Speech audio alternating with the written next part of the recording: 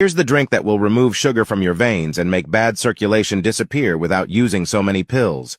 Bookmark this video before it disappears. We'll use a generous tablespoon of rosemary. You can use fresh or dried.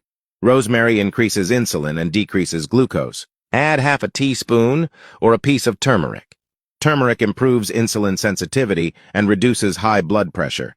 Before continuing, don't forget to write thank you in comments and subscribe to support me. Next, take 2 pieces of cinnamon.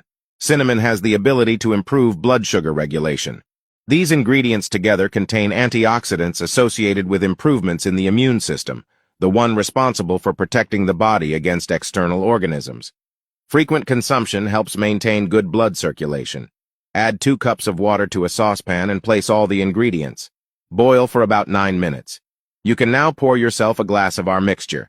The sugar in your veins will reduce considerably. Save video to favorites and comment, "Yes, I will use it."